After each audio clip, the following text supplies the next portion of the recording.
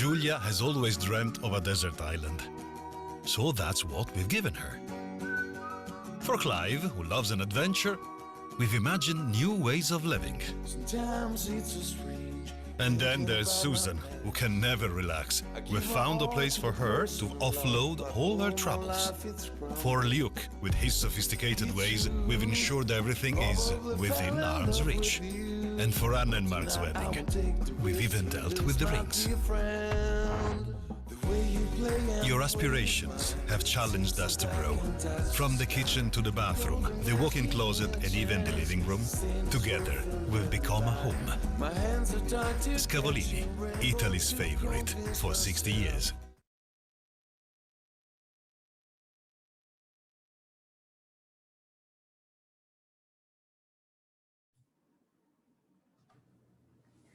Good afternoon, everyone, and welcome to another episode of MODTalks. I will be your host for this afternoon. My name is Nikki Gil-Albert, and it's going to be an exciting episode today, you guys, because not only are we going to get to chat with another industry game changer, but we are also, for the very first time, going to have a giveaway.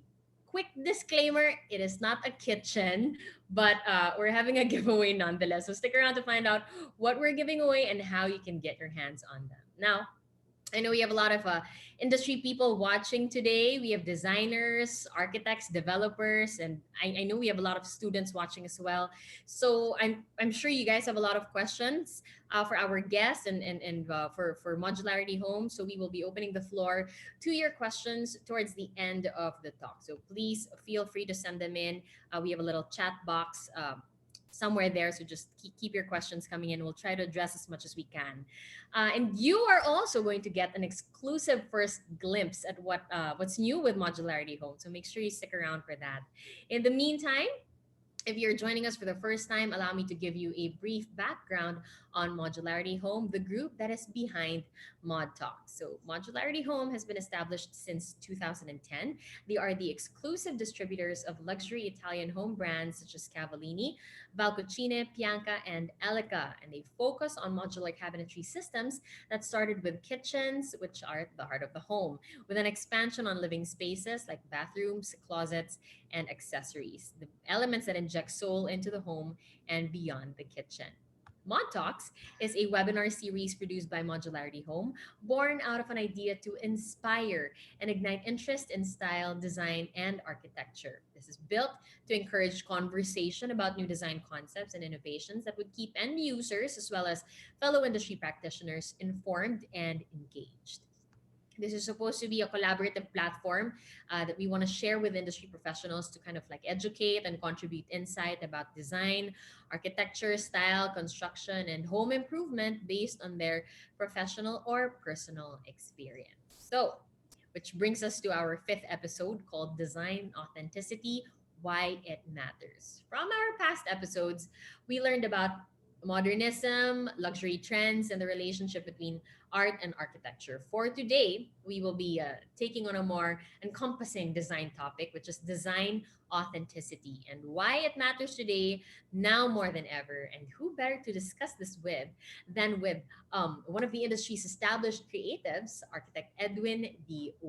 Before we start our conversation, again, just wanted to remind everyone we'll have time to answer your questions from the audience. So feel free to send them in the chat box. And also today, since I mentioned earlier that we will be having a giveaway for the very first time, we are giving away a copy of Architect Ed's book entitled Design Authenticity Matters in Philippine Architecture. So mechanics are actually super simple. Architect Edwin will just choose his favorite question and the winner gets a copy of his book. So be sure to stay tuned up until the question and answer portion because you might be our lucky winner. Meanwhile, I'd like to introduce you to the man behind Modularity Home. To give us a few words, we have with us Brian Hontiveros. Hey, Brian.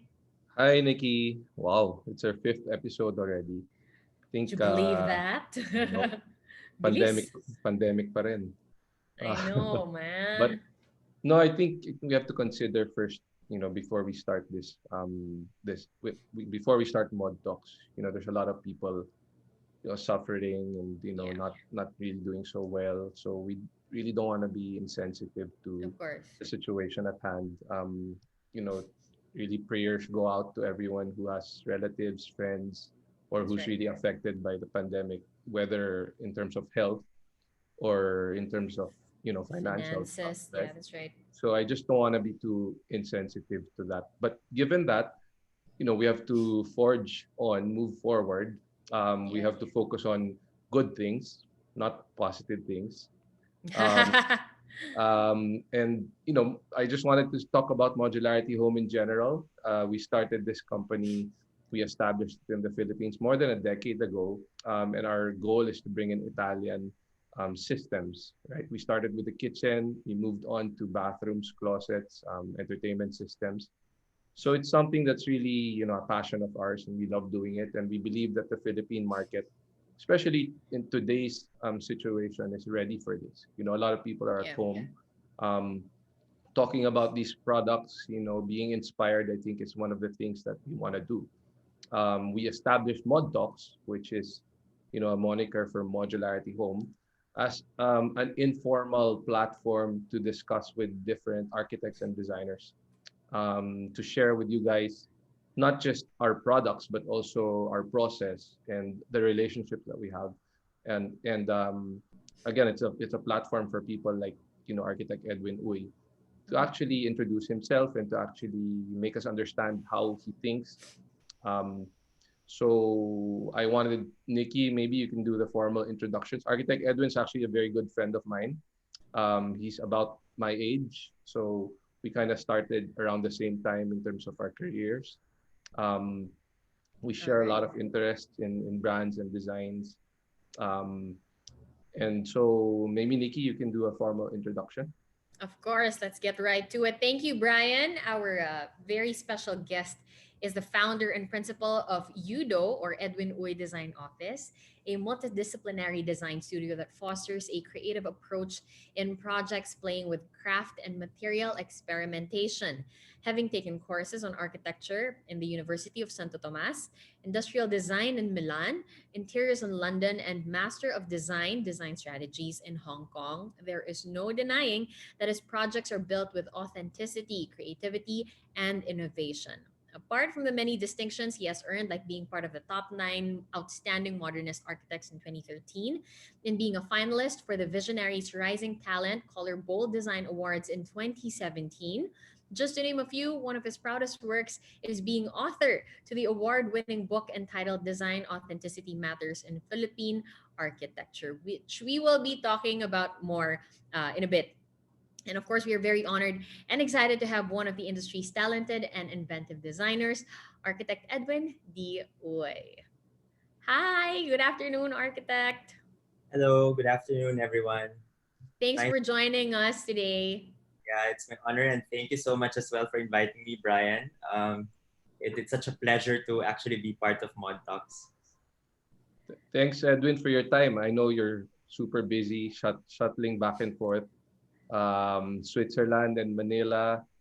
And thank you so much for taking the time to join us today. Yeah, definitely. Thank you as well. Of course, we want to get to know more about you, Edwin, and maybe you can give us like a brief background onto like how you even got into this line of work. Was this always something that you know, it's something that you've always wanted to do as a child? Is this, a family thing? Actually, it's kind of funny. I took up architecture without really knowing what architecture was all about. I initially actually already pre-registered or reserved already a slot for LaSalle's business management course. Mm-hmm. And so because it's a TriSem, so we have to kind of decide by early May or end of April. And Mm-hmm. that was by March, so I did the reservation already. So I was kind of already set in just doing business management because we come from a family of a typical um, Chinese family where you have all, everyone's taking up business courses. Yes, that's right.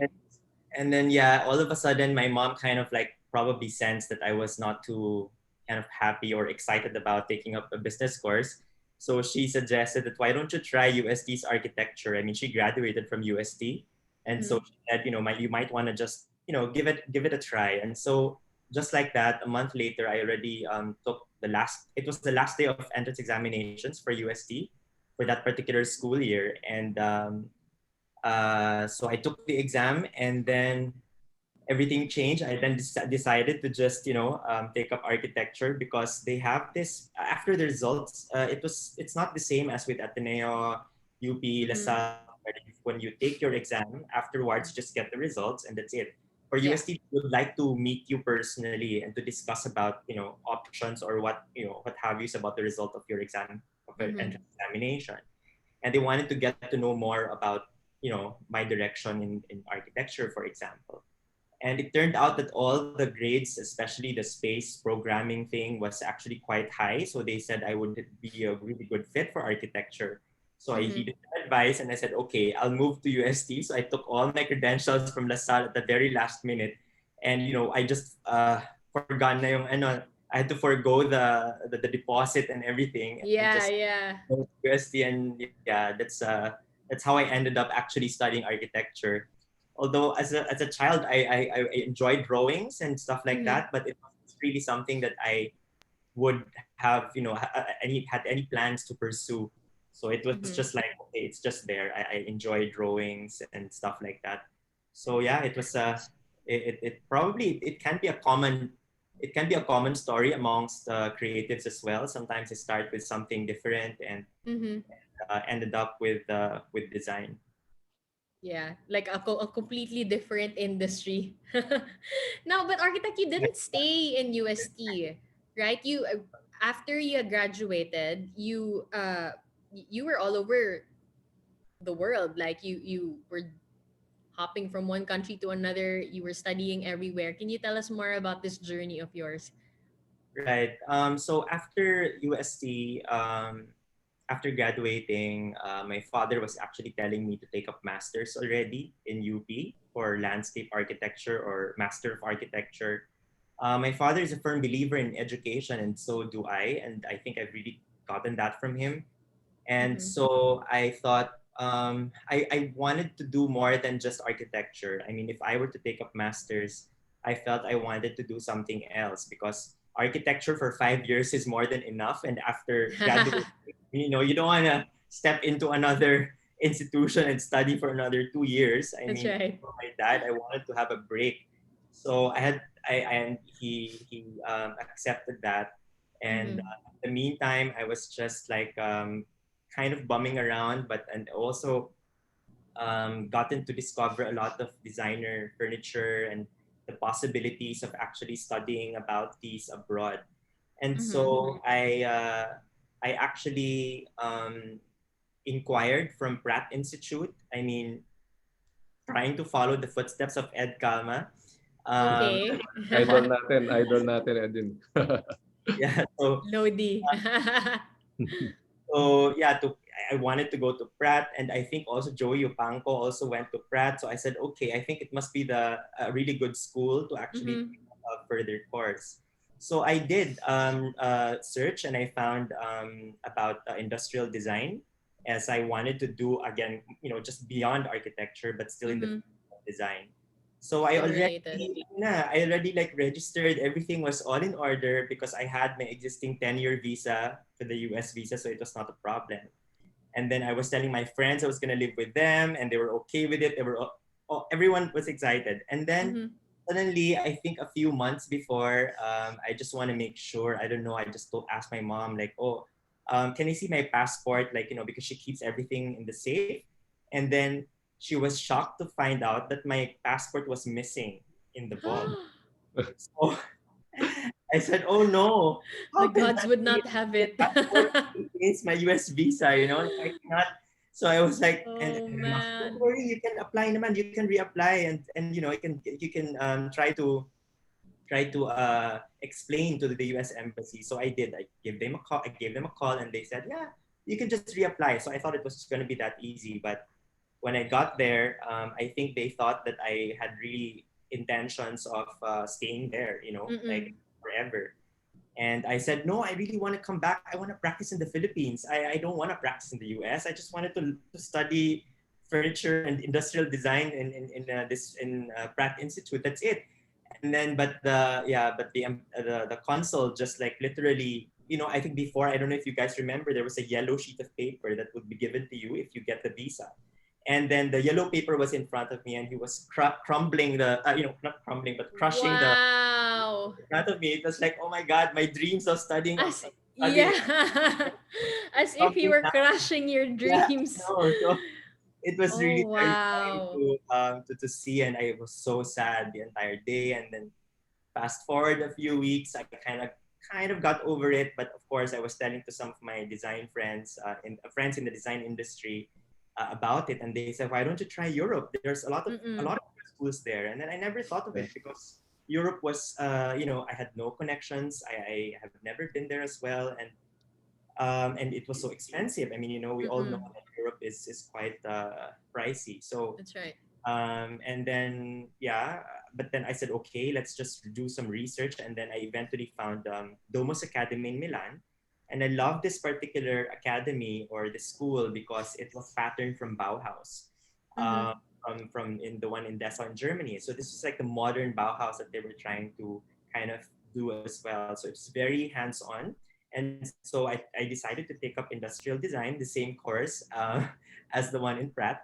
And Mm-hmm. so it was my first time in Europe, first time, to travel that far, and a lot of memories. And I definitely learned a lot, and it opened up so much, like into the world of design. I'm sure I'm sure architect, a lot of your design influences uh are from all of these educational institutions that you were enrolled in. So maybe you can talk about, like, are there any particular designers that help shape your aesthetic? Yeah, actually, with the Domus, I took up it was a furniture, it was a chair design with James Irvine, and so he influenced me as well somehow with the world of furniture and designer furniture as well. And then somehow, so you could see that I started my career mostly with getting into the details of these furniture pieces. Mm-hmm. Uh, Somehow we were trained to really, get into the mindset of focusing on every detail, because industrial design pretty much, it can be a small object to large objects, like probably cars, for example. But we focus on furniture, and you know how furniture is quite important, where you have to consider the ergonomics and everything. So when I would do my architecture projects, I would have a strong reference to the process of designing, where the focus or the attention is really into the details. Mm-hmm. And so a lot of my projects, a lot of the influences that I get are actually coming from designing, from taking references from furniture pieces, for example, or even fashion. Um, Mm-hmm. but in terms of architecture, there was one particular architect, which of course I think it's kind of overused now, but at the time it was still in college in 1997. I stumbled upon this book when I went to Singapore. It's this European contemporary architecture book, and Mm-hmm. it was my first kind of like modern architecture book. And then I found this fire station that was designed by Zaha Hadid, Mm-hmm. and it was the Mitra Fire Station, and it was really something. Yeah, you could see it on the screen, and it's. I mean, you would never expect it's a fire station, and in Yes. 1997, I mean, still new with the modern architecture, designing modern architecture. This was really something that really It really sparked, stood out. yeah, and then with Mm-hmm. passion in design, that you can really do more than that stereotype, or the typical archetype of a particular structure. um, Yes. it doesn't have anymore. It's like it's all gone. So Mm-hmm.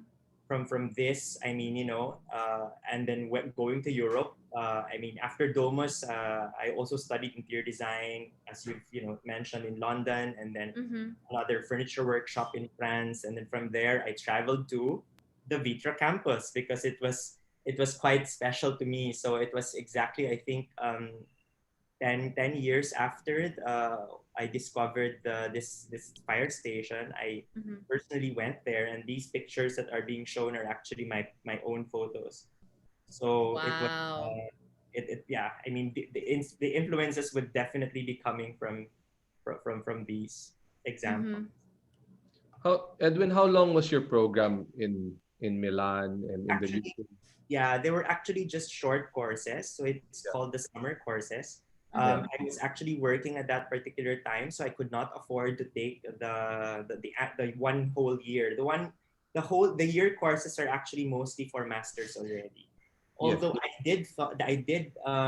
did consider taking up the master of industrial design in Domos as well, but the cost was too extremely high.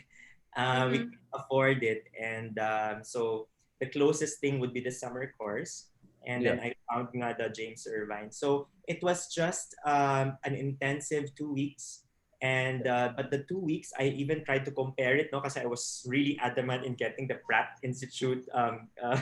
industrial design course, and then the industrial design there was actually 3 months, but it was only part time, so it was like a 2 day, twice a week schedule in school. So Okay.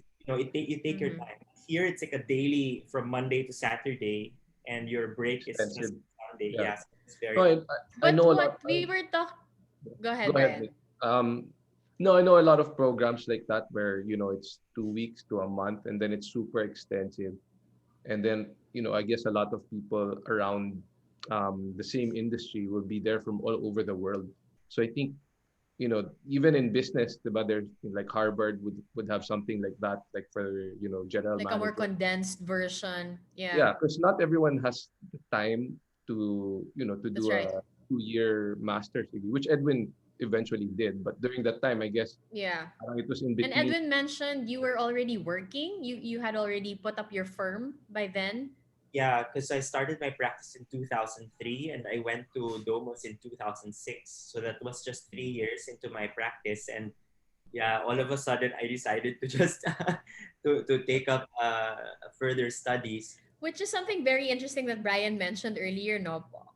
Before we went on live, Brian was Yeah. saying how typically students right after they graduate, they typically maybe join a firm for a few years and then work for another designer before they actually go ahead and start their own firm.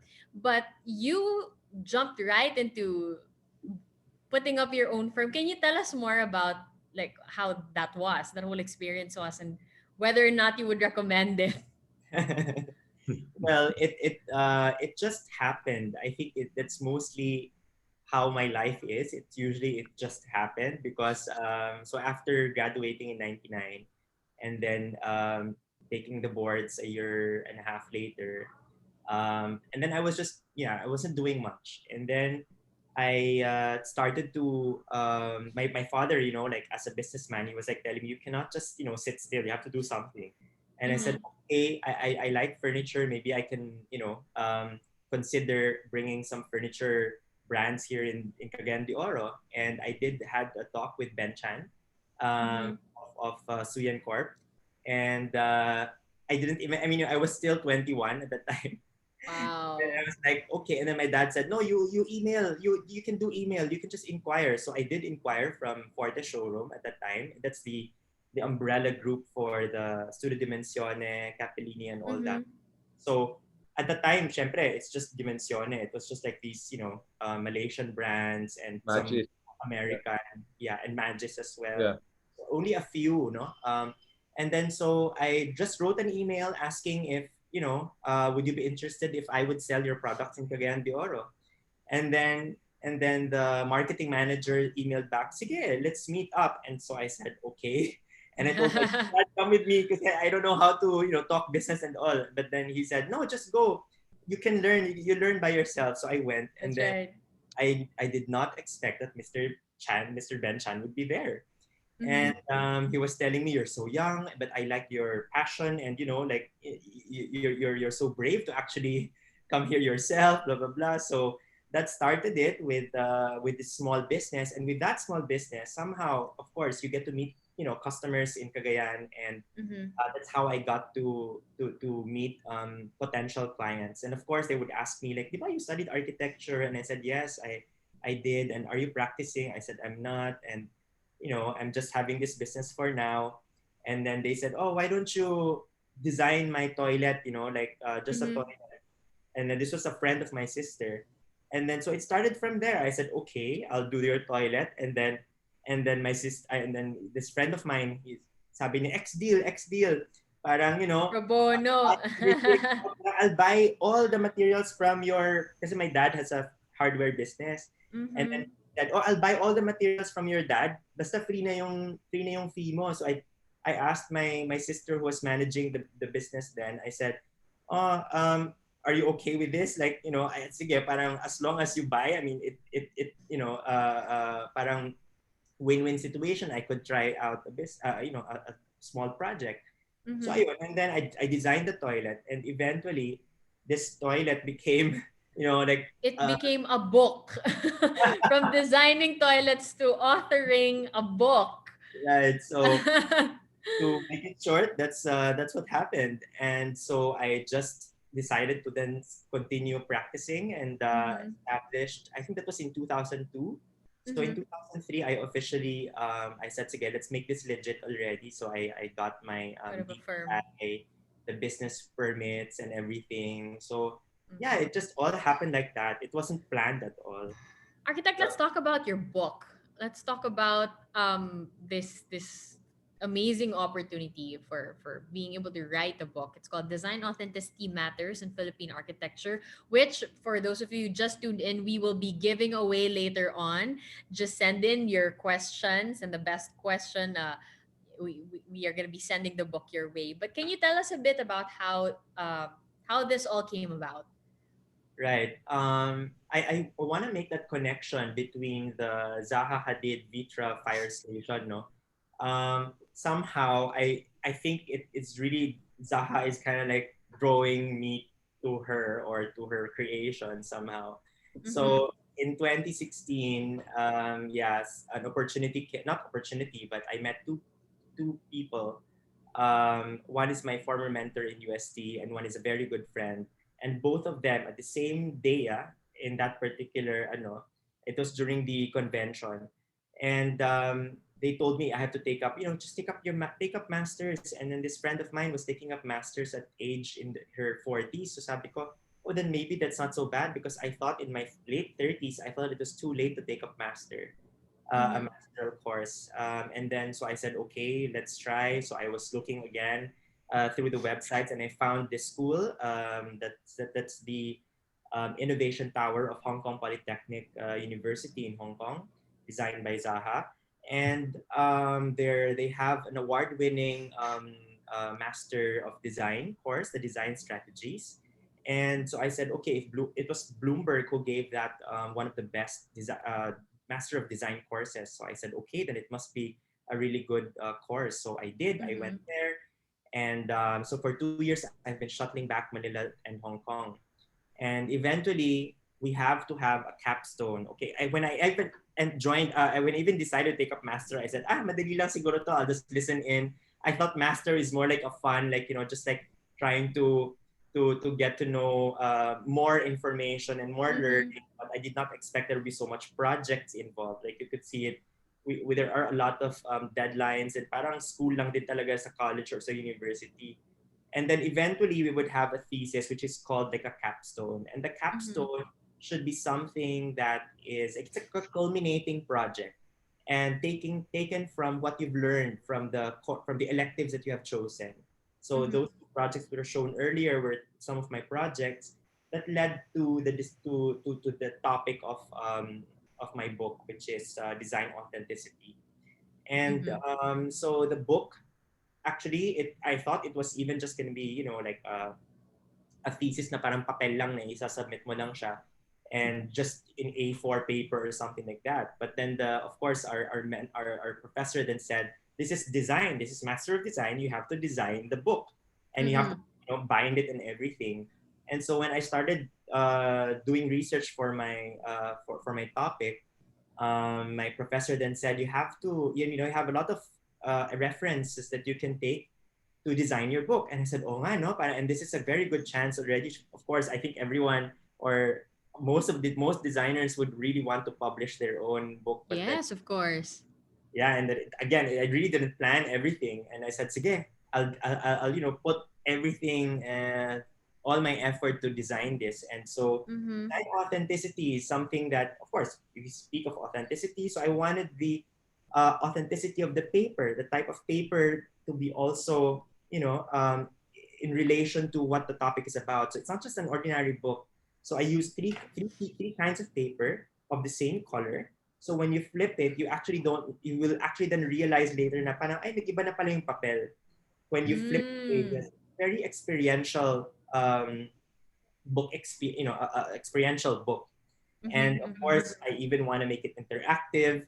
And so I even have this, like, as you can see on the screen, like how to weave. So those papers are actually die cut already. And you can actually wow. how you can actually weave. Because one of the elements to achieve authenticity is, you know, getting craft involved in your design solution. So this is something that they can also tear it out and then just, you know, start weaving how they would want to do it. So it's a very interactive book as well. So it's not just, I don't want to bore you with all the technical details, but somehow you could see as well that I also use my case studies of, my projects as my case studies. So at least you can also see how the elements of authenticity can be applied into architecture. So yeah, that's how the book came about. I mean, it wasn't again planned. So everything, as you can see, parang it just, you know, everything just fell into place. A main theme I'm seeing in your career journey, architect, is taking chances. Yeah, definitely. Taking chances, No, no? I think Edwin, diba, we have a similar family background na, you know, our parents are businessmen, and parang, you know, we're kind of expected to work for our family, diba? Yeah. So, you know, we're lucky that we have parents na, you know, would allow us to do what we want, diba? Like you said, your dad parang believes in higher education. You know, I think that's something that's, you know, hindi madalas ganun diba? Based on, you know, the friends that we have, para I don't see a lot of people parang being encouraged to take a, you know, course in Milan or in the UK or you know, do a master's degree in Hong Kong, diba?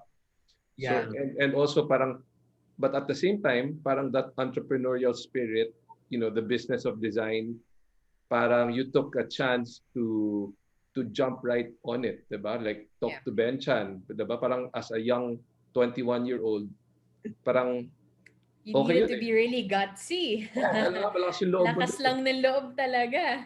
Humble lang si Edwin pero sa totoo lang, you need a lot of guts and, you know, that business. Laban. Diba? Kailangan lumaban ka talaga I think that's something that Edwin can share with us, diba? Yeah, Not just, that's right. it's not just related to design, but in general, you know. Yeah. Which brings us to another endeavor, your newest one, which is a furniture store. So you're bringing in a furniture brand. Can you tell us a bit more about this? It's called Duo and Objects. Right. So again, as you know, with my life, nothing really goes, you know, like up with the As proper planned. plan. Plano talaga. But so last year, but you know, it's not just last year. Okay, let me go back, backtrack a bit with my school in 2006. So that was when I really discovered, you know, designer furniture and meeting James Irvine, and then designing a chair for Tonette. And even James Irvine kind of like, okay, I took up architecture. I was the only architecture graduate in that particular class. And so he already kind of like did not expect me to excel in any way with his class. He can be so brutally honest. And so I really sensed that from him. But then during the final presentation, it was Peter Tonette, the owner of Tonette, mismo. that went to for that came to our final defense of our chair presentations. And so when we presented this, and then James asked, him to pick his favorite pieces. And then fortunately, this piece, the one shown on screen, was actually picked as one of the top four chairs that he chose. And I Wow. could see it from James's face na parang he was really surprised. But Yeah. so from there, parang okay, an architecture, having an architecture background can really still allow you to, design Mhm. beyond architecture. Yeah. And so that gave me the confidence and some validation. And I also enjoyed Europe. So I, studied again and met Martin Bass. He's also a very famous industrial designer, specifically for furniture and lights. And Mhm. he's very experimental. And I think, probably got a lot of influence from him when it comes to decision making and experimenting, because he said, we were even, imagine how we were given a week to design and build the chair. One is to Wow. one. So it's not a model like the one in Domus. It was just a model. It's And a this one, prototype. yeah, it's like a prototype na talaga na one is to one. And then so I thought of using plywood. I don't want to use nails, I thought, and just assemble it on your own, flat pack. Kasi di ba, sobrang uso yung IKEA. And then I said, okay, I want to. Yes, build it yourself. So it was kind of like my idea. So Mhm. it's less than a sheet of plywood and then cut it to pieces, and that's how it came about.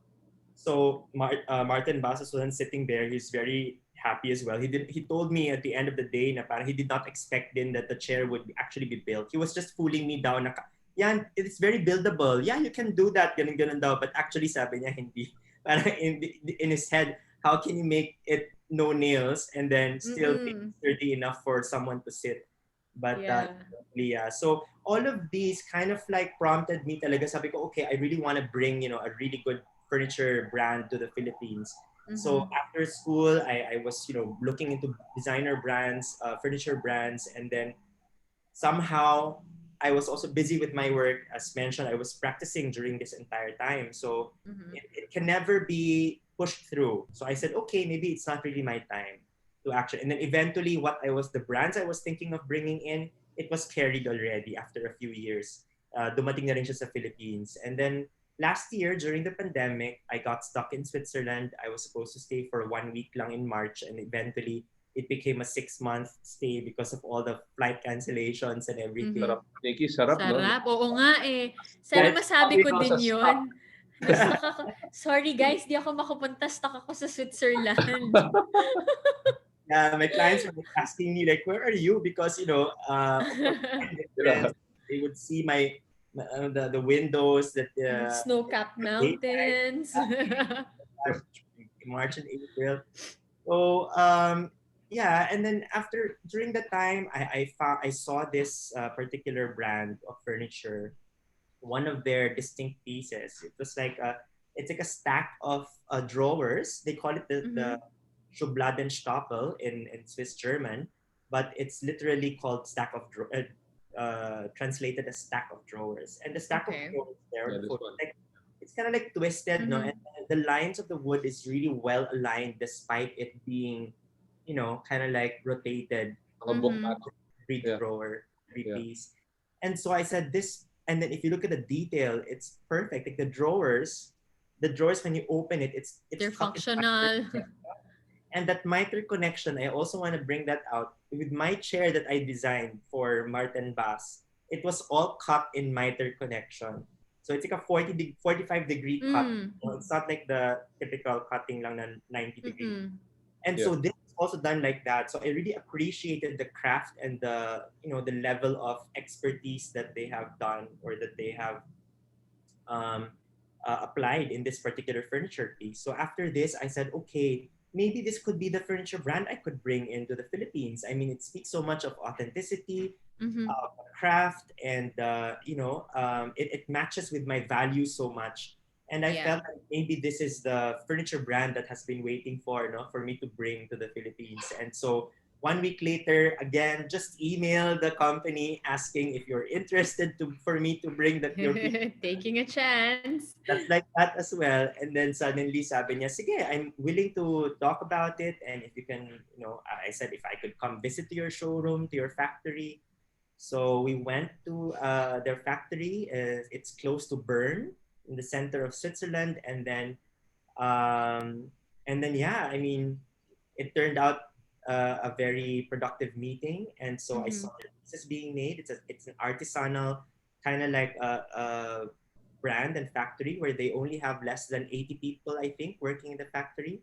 And that's Jan Rutlisberger himself, the one in the middle in the left picture, Mm-hmm. showing us around. And they have a lot of products that were also designed by Swiss designers from the Mm-hmm. 50s, because they're like a fourth generation already. And it's still family owned. That's what I also love.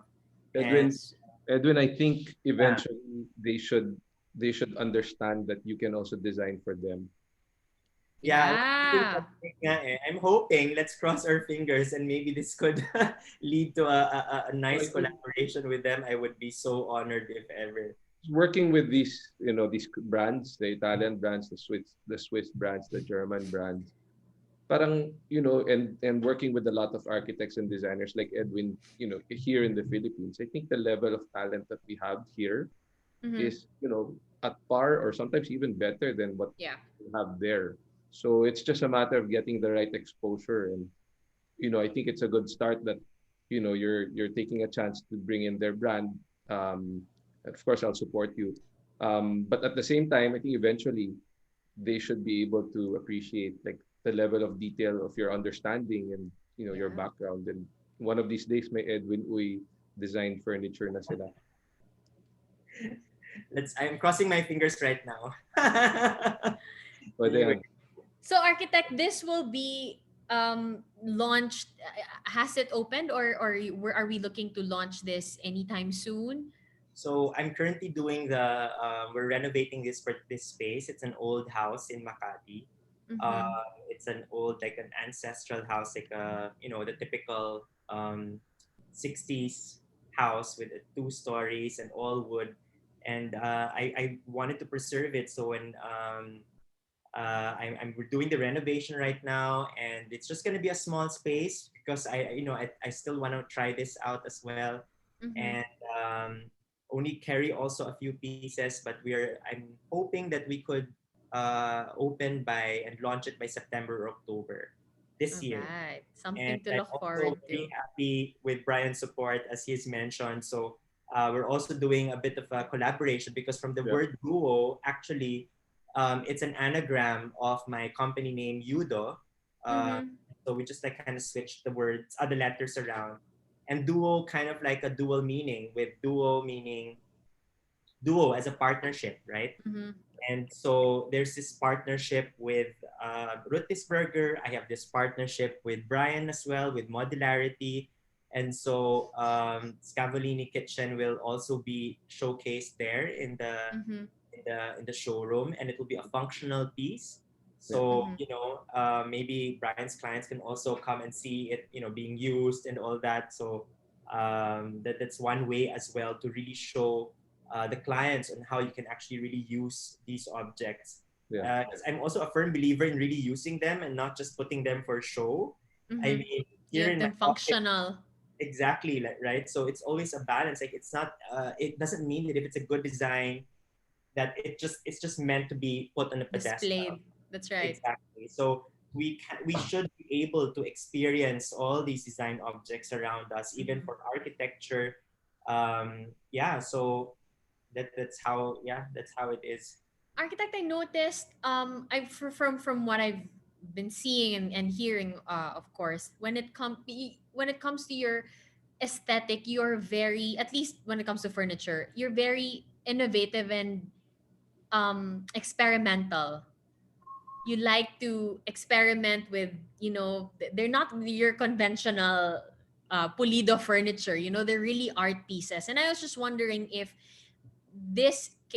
you carry this over with your residential projects. Is your design approach similar? Are you also experimental when it comes to residential projects, or are you more collaborative with your clients? Like, can you take us through your design process when it comes to residential projects?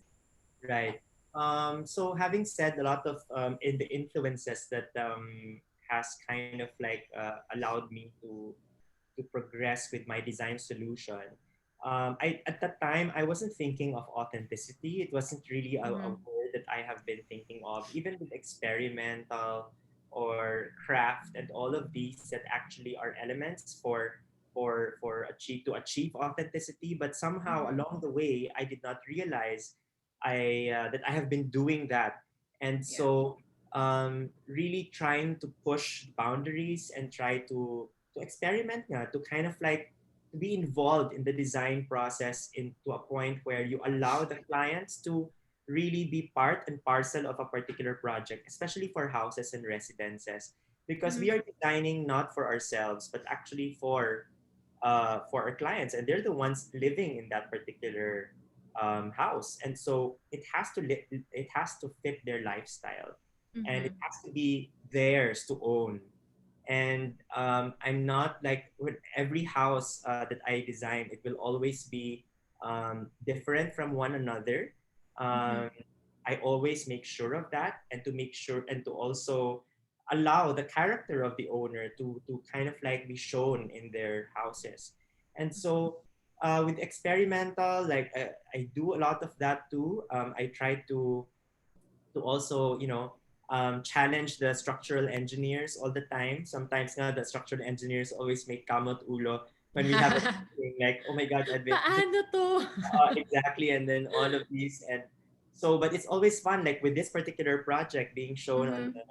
on the screen, is that it's a house for a couple who actually met in Shell company, the Shell, gasoline oil company. Mm-hmm. And so and then I said, oh, maybe I could, find something from Shell. So then that was where the inspiration started for the house. I went to the Shell.com website. Like, I mean, I don't think it's a common scenario nowadays. Yeah, it's not a typical reference for design. Right. So I'm pretty sure, like a lot of the students or the designers now, the younger ones, with the at the time wala pang Google much, no? Mm-mm. So right now, diba, you could just type anything, whatever modern house, a lot of things pop out. So That's right. here, that's how you actually also achieve authenticity, because you're really looking into how this client is connected to Shell, for example. So I went to Mm-hmm. Shell and I saw the gallon containers. I said, I'm pretty sure once they're used, I don't do they recycle it? I was questioning that. Maybe I could use it as a building material. And because the client gave me a small budget, I had to make the structure light. That was one way to achieve that. And so Mm-hmm. plastic containers are lighter than hollow blocks, I That's thought. right. So I contacted my client and I said, can you send me some of these gallon containers? And he was like, what are you gonna do? But he said, I like the sound of it, because he was very open. I'm very happy with this couple as well, approaching me with an open mind. Mm-hmm. And so they said, sige, I'll send you, a few samples. So they did. And then I tried stacking them, playing them around at the office, and eventually met with a structural engineer. And then he told me it's possible to use it as a wall. And so that Is there anything inside that, Yes. architect? Is it, The yeah, structure insulation? not really. Actually, it's an insulation in itself. That's why I Mm-mm. also face it to the western side of western facade, where the sunset. That's where the hottest. Afternoons. Ah, okay. So it's an insulation in itself, but inside each container, the bottom part, the most bottom, are filled with sand. I So, see. so that it won't crack, There's because weight. it has, yeah, the weight and everything. So once it goes higher, there's a reduction of the sand content Mm-mm. inside. We actually have a video for this house for better appreciation. Maybe we can show Maganda it yung to our audience members.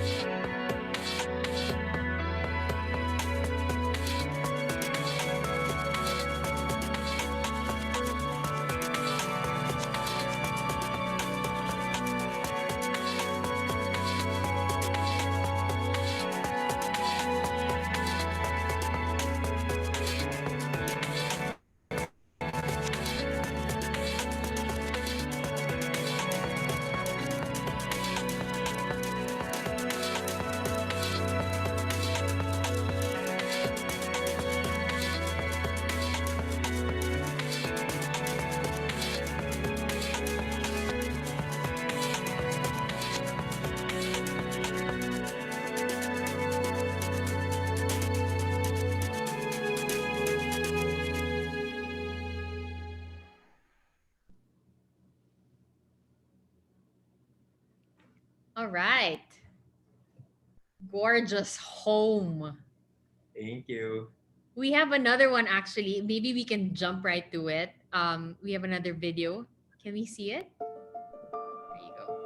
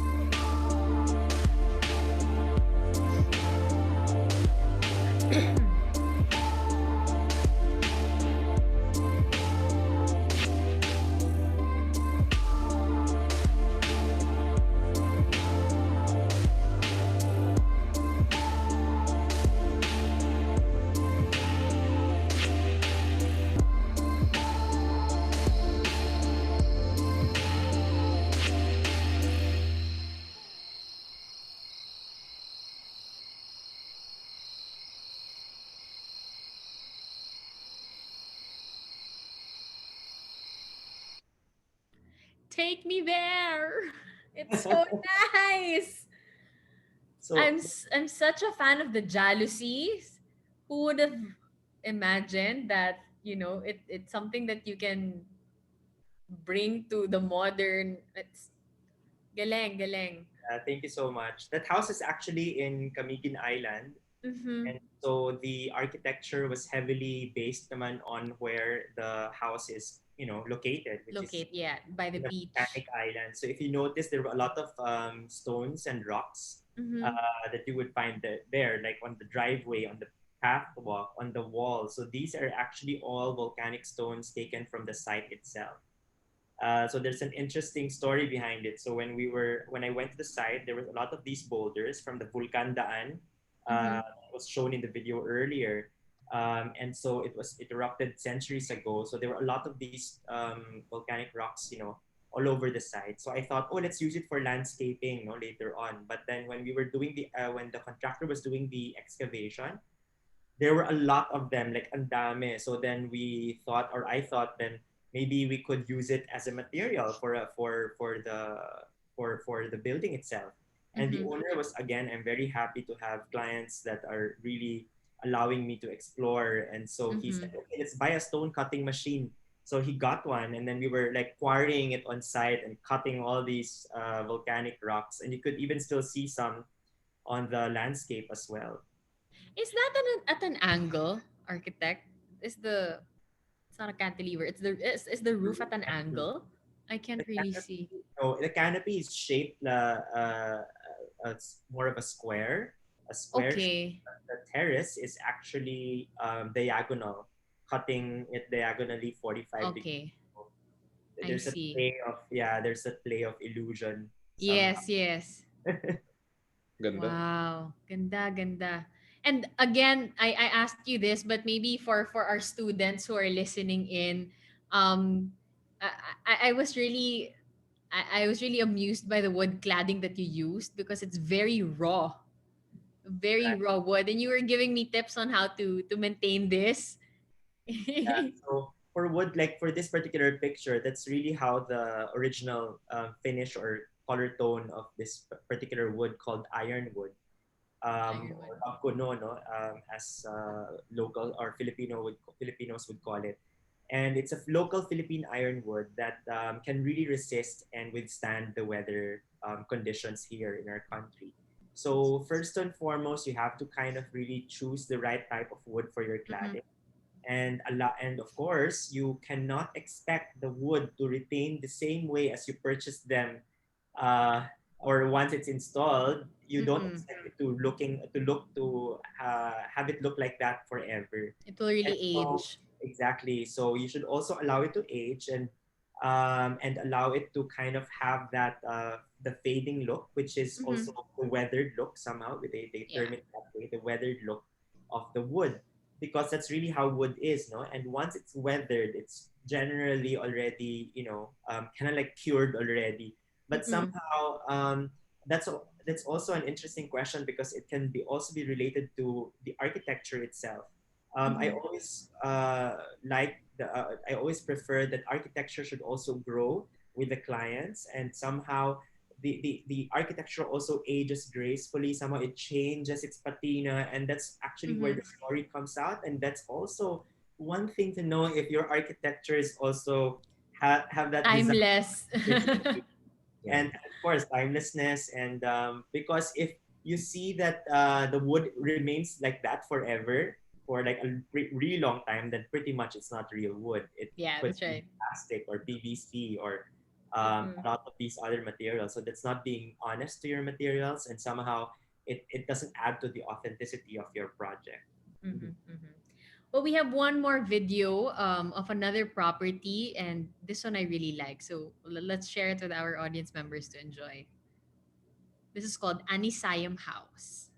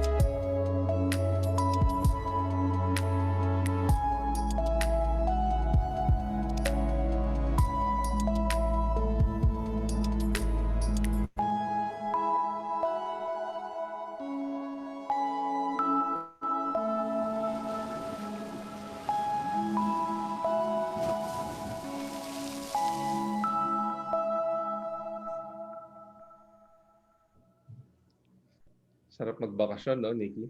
Sarap! Kahit Suzuki. Anisayam. Oo nga eh. Which is in Anilao. Actually, happy na ako. Punta lang ako ng Anilao. It's in Anilao, right, architect? Yes, it's in Anilao, in Mabini, Batangas. So it's not so far from Manila technically. So it is actually it's a house where you can actually rent or get the whole house for your family. So it was designed to be like a resort, especially for Mm-hmm. those who also wish to dive. We have a diving center as well there, and yeah, so it has 6 rooms. And the what's interesting about this architecture is that it really respected the site. So if you could Mm-hmm. see, the lot is actually on a terrain, on a very steep slope, which we maintained, and the house is entirely built on stilts. And so the Mm-hmm. footprint is actually a lot less. Like probably the swimming pool has a bigger footprint than the house itself. Yeah, yeah.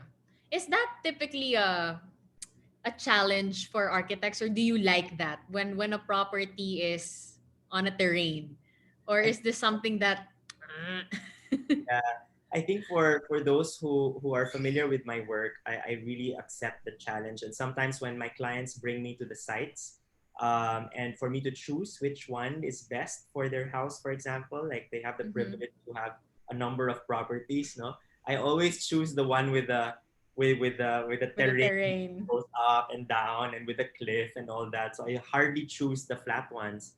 And Mhm. because it gives so much opportunity to actually play and of course experiment, which I love. And as well, not just in terms of the design and aesthetics, but in terms of function too. Mhm. Yes, it may be more expensive, definitely when you're building a house on a slope. But when it comes to our climatic conditions with the wind and the rain and everything, the natural lighting, it Mhm. works best if it's broken into pieces. And so you allow actually a lot of cross ventilation going on. Yeah. And even in this time of pandemic where natural ventilation is very uh, crucial in a Yeah. particular space, most of my houses, I would say, they're really well ventilated. And so this allows for that kind of like play when especially you have a sloping side. Mhm. Well, for sadly for the commoners like me, I can only choose to experiment with one part of the house. So let's get our audience members involved and ask them, in terms of design, which part of the home would you prefer to experiment with? So we have a little poll going on just to kind of like see where everyone's at in terms of being experimental with their design choices. So your options are kitchen, living and entertainment area, or bedroom and bathroom. Again, the question is, which area of the home would you prefer to experiment with? Brian, which area? Experiment, huh? Experiment.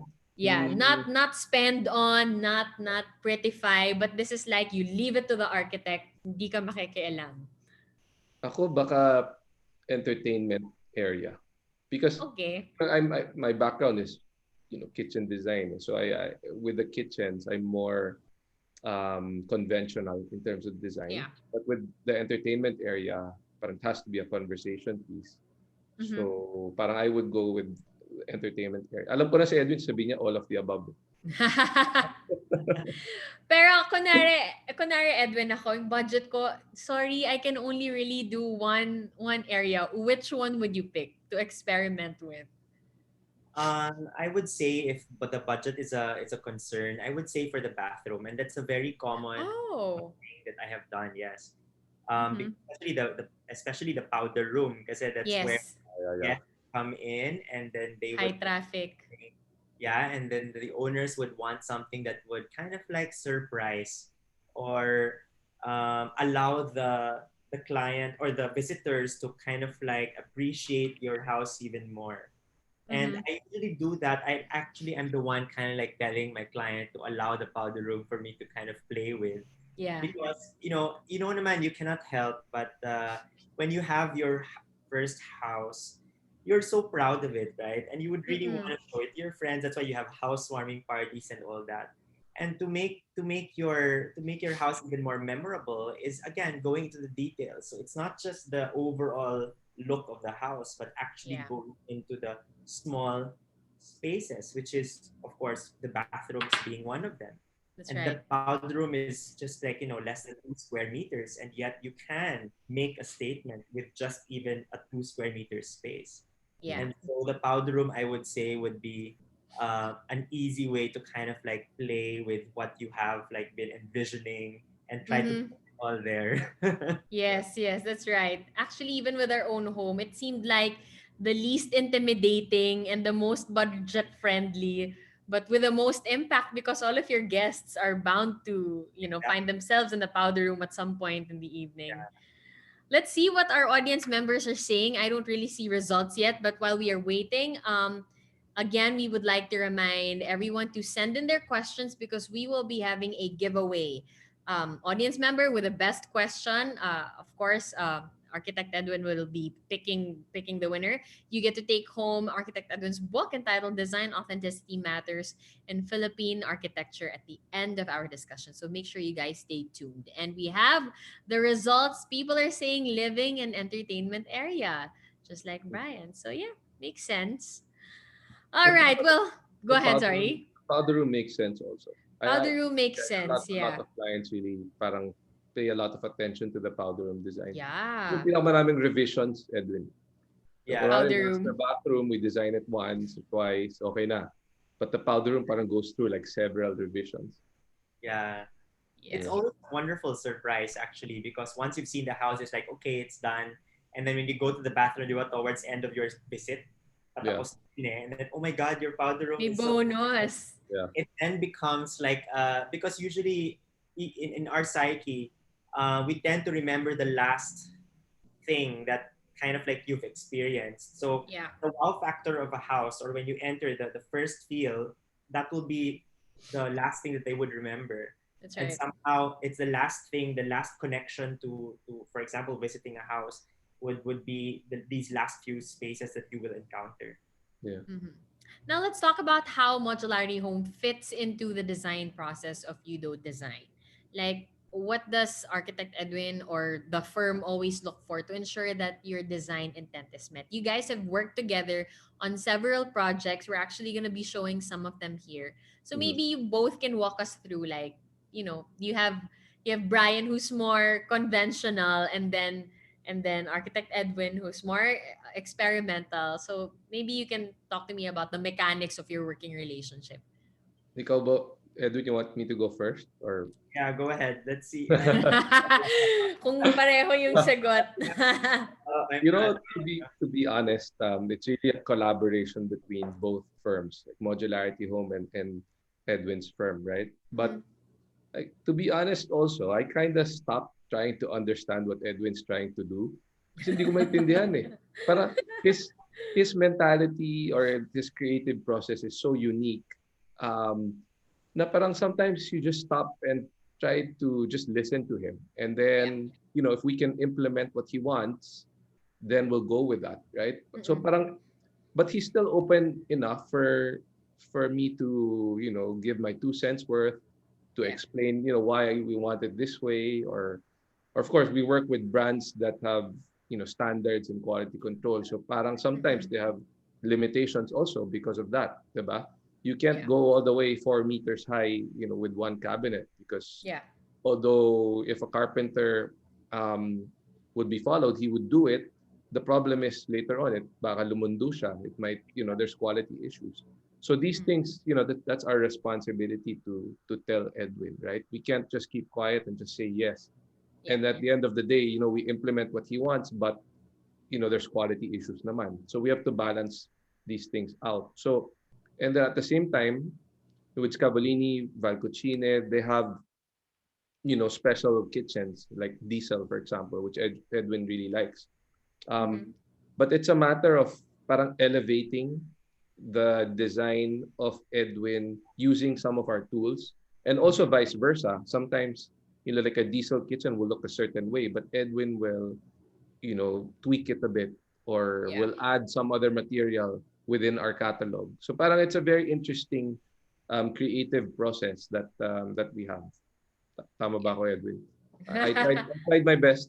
That was really nice. I mean, it's true that I love challenging almost, I think, everyone, including including modularity, and that's what I also like, because, and I always respect that this kind of exchange, the exchange of ideas and information with my client, even with the contractor, with your company as well, of course. So that's what I really need that as well, to know what the standards are and what are the limitations. We always try to respect that, and of course at the end of the day we would want efficiency and functionality, especially for kitchens where you expect to be using this space more often than the rest of the spaces.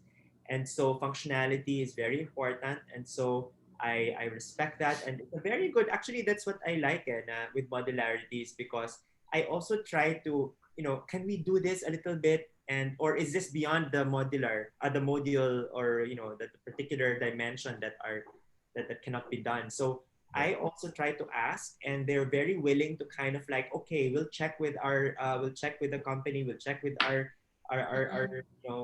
standards and stuff like that. Because with some other companies or suppliers or even contractors, sometimes when you tell them we want to try this, they would immediately say, you know what, I don't think it's not possible. So that's what I like about modularities. They really allow me to kind of like, you know, test it, or kung kaya ba talaga, before before they will eventually say na no. But I think there was not even a hard no with all my the designs that It's more of like, sige, we'll see. Let's see if we can work around it. Yeah.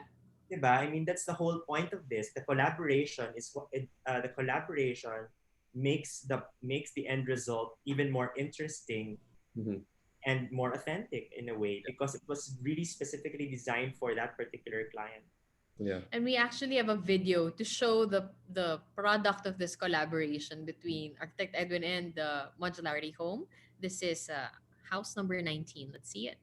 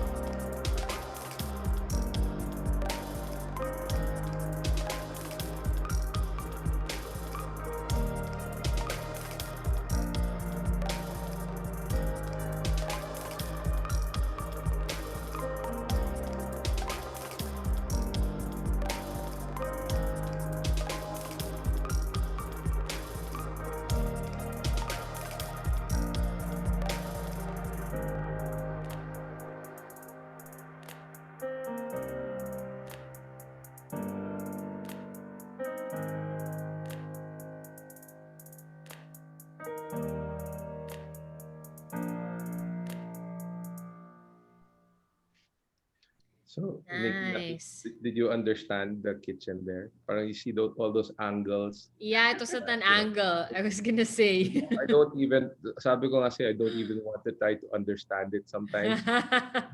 Okay, Bigay mo na lang sa akin yung dimensions. let's trust Edwin's design. No, but That's right. makes it interesting, diba? Parang something different, right? For sure. Yeah, definitely. And see that goes to show that, even with a modular cabinet system, because most of the time people are parang, especially the more experimental ones, parang they don't want to feel like they're limited. But see, that's the thing with Scavolini, and you can actually use it in whatever imaginative way your architect envisioned it, and it still works. And honestly, I don't want to take away from the efforts of our team, diba? Yeah. Like, Edwin has his team of architects and designers. And then with modularity, we have architects, designers, Yeah. product, industrial engineers. So, they make it possible, right? Kami ni Yeah. Edwin, sometimes, when we talk, nagchichismisan lang kami. But at the end of the day, our team behind us, they do the hard work to make sure that, things like this get implemented. Yeah. You know? Yeah. That's right. We have another photo here of another project that you did in collaboration with each other. This one is The C resident. C Yeah. residence. Yeah. Okay. So maybe you can. Unfortunately, this one we were not able to have the professional photos taken yet because of the pandemic. But this is Mhm. also another project where we also played with what do you call this, the shape as well, because it's an existing it's an old house that they renovated. So there's that column There's a in the poste. middle. Yeah. So yeah, there's some challenges here and there, but somehow the kitchen location and how we planned it became quite functional. And somehow, like as I've mentioned, the um, as the architecture or kind of like the house grows, the kitchen can also grow. So Mm-hmm.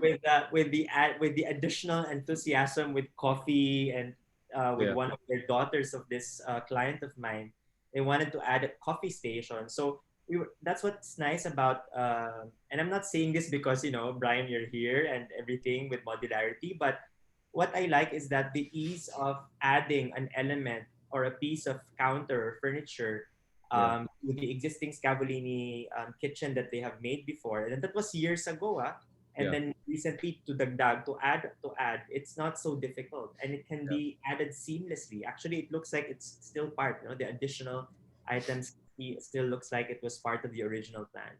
I think our client and friend is probably watching today. So, hello. Saka inaantay na niya. Inaantay na, inaantay na yung additional coffee area. Yeah. Yeah. So We and have that's another. Yeah. Go ahead. Go ahead, architect. I was just saying that's what's really nice about also using Scavolini or Mm-hmm. like this brand of modular kitchen is that you can really play with it. Even like I won't be surprised maybe if some of those if we need to make adjustments, it can still be adjusted in the future. Yeah. That's right. Correct. Yeah. We have another one, another project by both Modularity Home and EUDO. This is house number 26. Another nice white kitchen. Gorgeous. Can you tell us more about this? Yeah, this one is quite interesting. This client told me initially then na parang, actually a lot of the clients naman will really tell you that we have a small budget, no? Mm-hmm. But then I was thinking, okay, let's make it simple. And so the finishes are quite basic. And I just wanted to play with that color blocking as well. Like if you notice Mm-hmm. that overhead counter mounted on the stair railing, is actually, it's kind of like camouflage, no? But there's a wood Yeah. counter, and that is still part of Scavolini. And so we had that color matching with the railing wood veneer, and so yeah, it's a simple look, but actually it's the finishes that count here, which cannot be seen. No, this is what's ano lang different between experiencing a particular space rather than just looking at it in a photo. So the owner said simple lang, di ba? So I chose the laminate finishes and all that. And then I said, what if you wanna also try um, the lacquered finishes and a different finish. So I showed them the two finishes side by side, and it has the same look, but Mm-hmm. client actually chose the more expensive option because it really has a big difference. So that's what's also nice about Scavolini, is that they have a lot of these finishes that you can actually really play, and Yeah. each finish can really play a big role in the overall look of a kitchen. Yeah.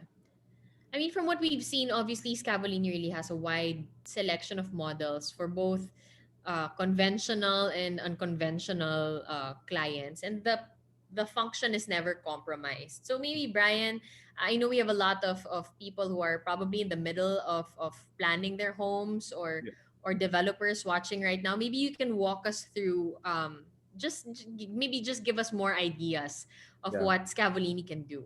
I think, I can't really talk too much about it because our usual product presentations are like 4 hours long. So I'll try to Yeah. make it 4 minutes lang.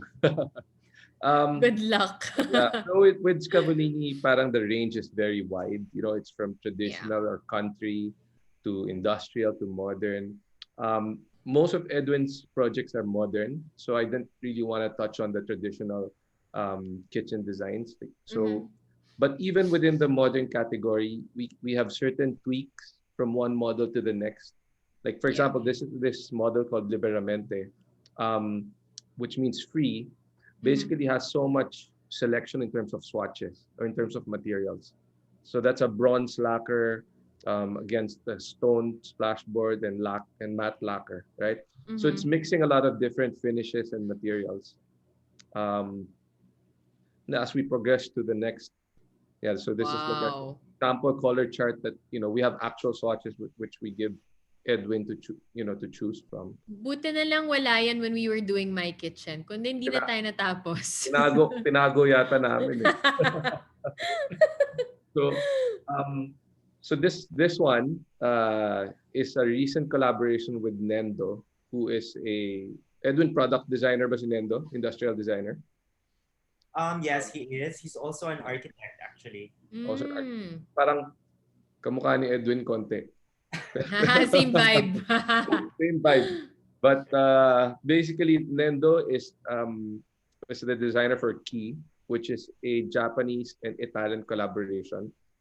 Again, it's similar to Liberamente, but yung mitered edge that Edwin was talking about, 45-degree angle for the countertops.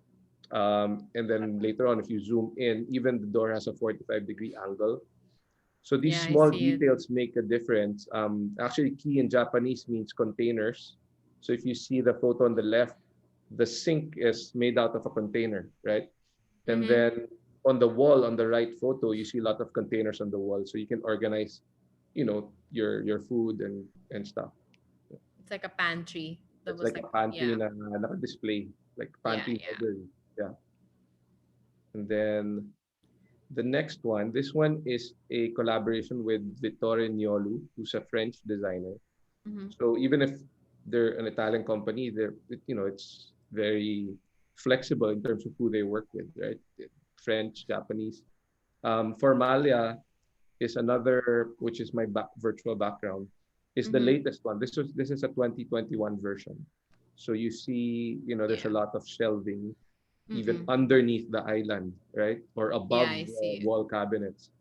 And the handle is integrated inside the cabinet, so it's not a traditional groove where it's a long groove, so it's individual per door, right? So Mhm. it's a very interesting project also. So these are Nice. parang progression of the modern kitchens, right?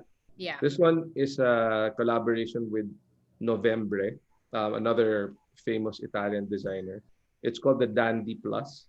Mhm. Um, the Dandy, which was popular in the 80s, since Cavallini is the biggest Italian company in terms of kitchens, that was their best-selling model. So the Dandy Plus is like a remake of the Okay. Dandy, but to put a modern twist, they put all these colors, yellow, orange, Mm-mm. red. Parang you can change the small details. Plus, it has like a smart function. So that Mhm. bar under the wall cabinet may Alexa siya. So you can actually What? there's music, you can ask Alexa anything, right? So pwedeng Wow. yeah. So it's an interesting project also. That's crazy. And So these are all of the new items from Scavolini. yeah. So Formalia and Dandy Plus just came out like a month or two ago. It's Wow. available to order.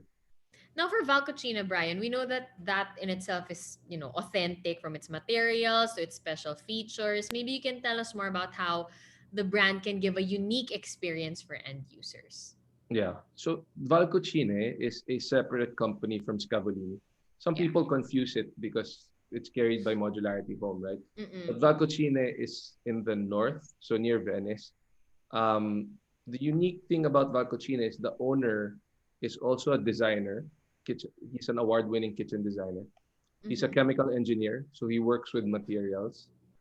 So he's very aggressive in terms of materials and mechanisms. Yung Yeah. mechanisms niya, his inspiration is Leonardo da Vinci. So later on, I'll show you some videos. But basically, because of his chemical engineering background, or because he's a chemist, the glass countertops and the carcass of the cabinet is all made in glass. So these Mhm. are really, authentic in terms of nobody else does this in the entire industry. Yeah. So it's a level higher, um, but it's also, an interesting project, interesting Mm-mm. brand. Yeah.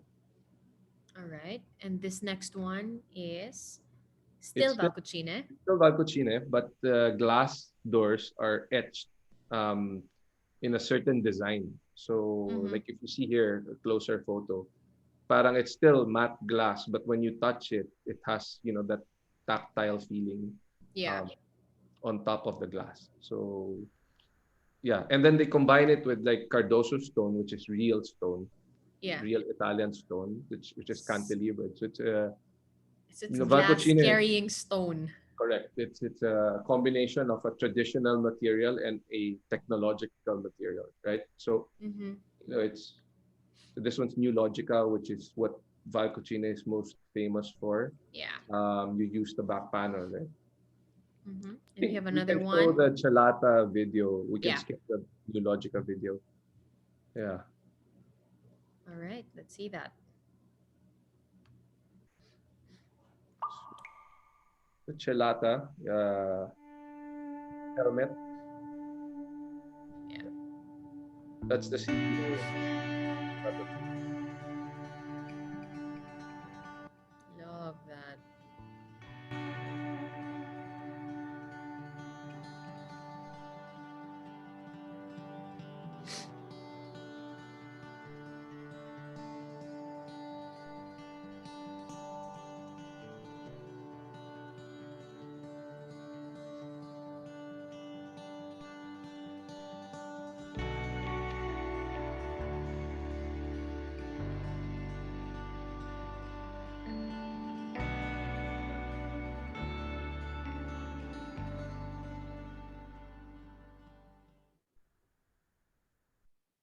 Yeah.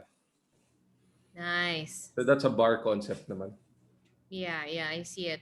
Now, I have a question for Architect Edwin.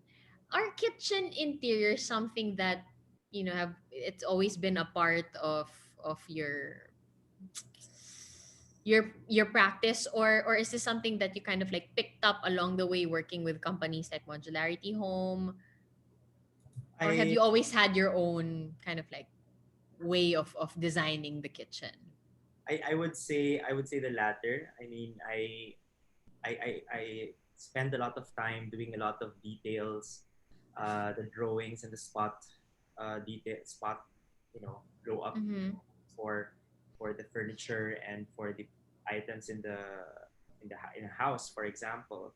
I give so much attention even for the stairs. So the kitchen is also another. And with the kitchen, kasi usually it also really depends on the client. Mm-hmm. So if the client is really cooking, like she or he knows Yeah, he needs, and I would really just wait for him or her to kind of tell me what equipment that he or she really they'll needs. But need. if not, then Mm-hmm. that's yeah. But then I also add a bit of like interesting elements, like for example a kitchen island that I did before.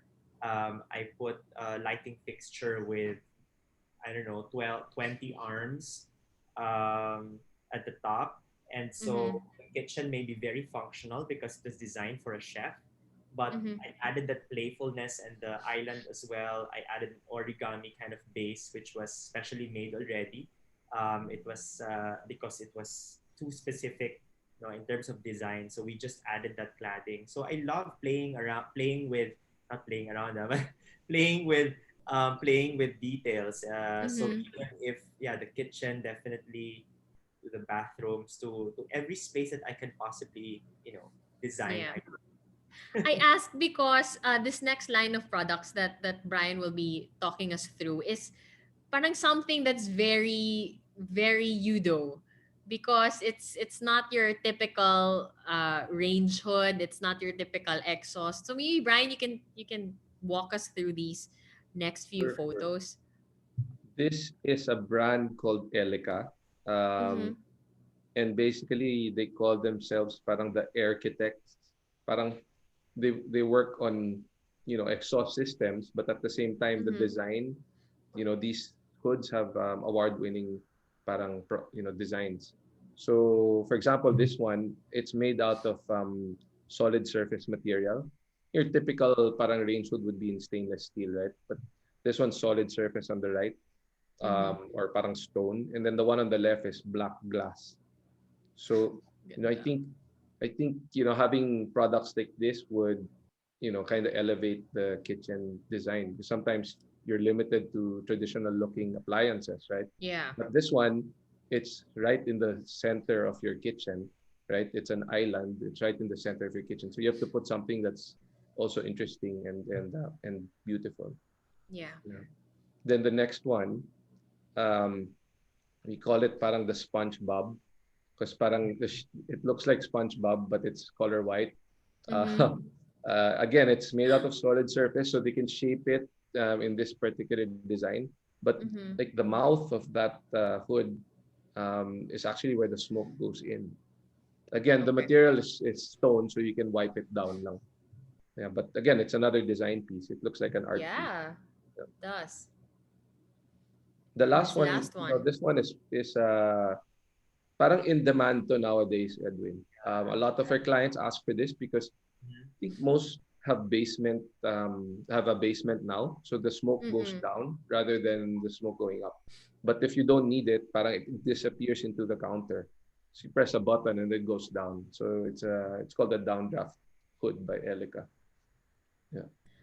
How about for spaces that, I mean, uses less technology? Like, is still there a way to make it a bit more extraordinary without compromising function and practicality? And parang similar to the Elica product, still making it look like art pieces. Maybe we can move on to like Yeah. spaces like the bathroom and the bedroom.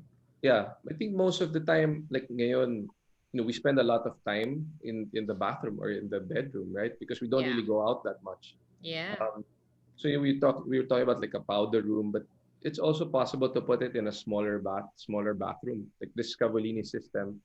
You see that sculptural sink on the corner of the composition, right? So if it's a space that's not so big, then this is a good solution. But at the same time, it looks really beautiful. When Yeah. you open the drawer, it has that U-shaped handle that's integrated into the lacquer panel, right? So I think these details, people like architect Edwin, they really appreciate the workmanship of a product like this. Again, you can also play around with color, which is what Edwin, oftentimes that's what he does. He uses color and materials and patterns. Um, Not a lot of architects would do that, diba, Edwin? Mm-hmm. Yeah. Yeah. All And then right. in the next, this one's the latest Formalia bathroom naman. So if you compare it to Mm-hmm. the Formalia kitchen earlier, it's the same concept, but it has that wooden block I on love. the right side. Yeah, that's Yeah. actually a small. It slides into the sink, so you can put your personal items there. So parang it's Yeah. both Less functional, clutter. yeah, less clutter, but it's functional and also beautiful at the same time. But it's not the Yeah. typical bathroom cabinet. How about Exactly. for wardrobe, for like walk-in closets? Of course, for walk-in closets, honestly, we started with kitchens. That's the more complicated product, but little by little, people have been investing in Italian closets as well. So we decided to bring in this brand called Bianca, who specializes in closets. Mm-hmm. So one example is this door called the Raggio system. If you look at it, para it's a typical mirror, right? Which is what you want for a closet, but it has these streaks or parang etched lines. Yeah. That's randomized, right? And then you can integrate your TV system there in the middle. It's a custom piece as well. So it gives the freedom to the architect or the designer, to make it more authentic in terms of how you want it composed. Mm-hmm. Yeah.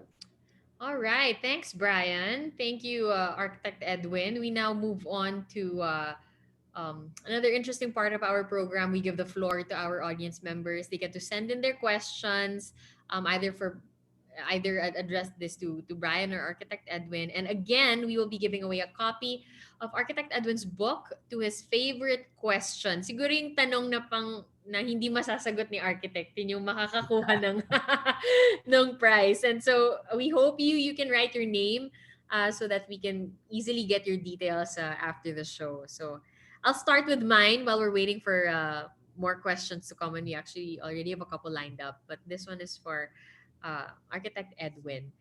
I always ask this. I don't know why. For some reason, I just find it amusing. But I always ask architects and designers what their pet peeves are. Design pet peeves. What makes you cringe?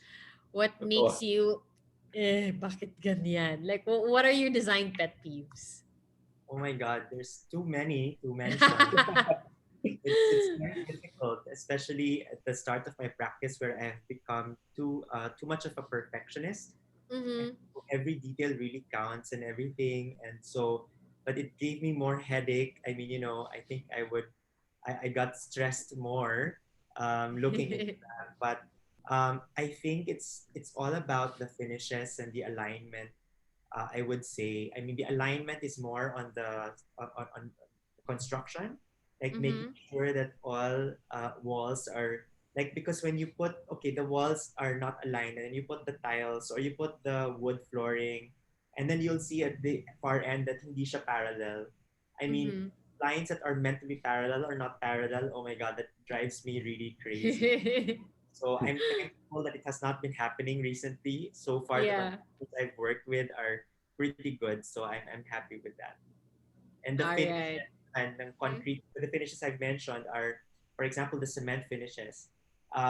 It's a long process. No, you have to kind of like, palitada and all that, and then you have to sandpaper it. So you make liha, and then after that you have to add another layer, and then liha again. So it's a long process, and some contractors talagang shortcut, and then I will not accept that. No, no, no. So I think Mm. these are the top two, siguro, I would say. All right. Okay. Now we have a question from Ivy Ong. She says, what does authenticity mean in Philippine architecture and design in the midst of adaptation of trends and influences from colonialism? That's a good question. Cause like I hear a lot of conversations about like what does it really mean at this point for something to be originally Filipino? Just because we're number one, such a melting pot and we have so many influences and we're so easily influenced that it's hard to kind of like narrow down ano nga ba talaga. So what does authenticity mean in Philippine architecture in the midst of trends and influences from colonialism? Actually, yeah, it's a good question, and the answer can actually be found in my book. No, I'm just kidding. So she wins the book. Ivy Ong wins the book. Saying that yet, but so actually, yeah. I mean, this is the whole point of why I even wrote this topic, because and why it really is very relevant today. Mhm. Because of what we have, like as Ivy mentioned, there's so much influences that we get, and sometimes we forget about who we are as a culture, and Mhm. have too much Western influences. And yes, we are under three colonial or two to three colonial rules, from Spanish to the Americans to the Japanese, and so a lot of our culture have kind of already molded into what it is now, and Mhm. in order for us to kind of like take root and to take reference, we have to know our culture more, understand it more, where it's coming from, where our narratives as a Filipino people, and so these are where it becomes very relevant today. I mean, Mhm. the whole point of all these influences are making us bring back to, or allowing us to kind of question ourselves. Where are we? So this is where the Philippine design would come in, and how do you define that? So Mhm. we have a lot of our craft, for example. That could be one aspect that we could actually add to our design process. Um, the sustainability part, of course, it's Mm-hmm. very relevant, everywhere in the world. But we have to design our houses and our spaces according to the location. So that is part of regionalism, where it is also very important to consider.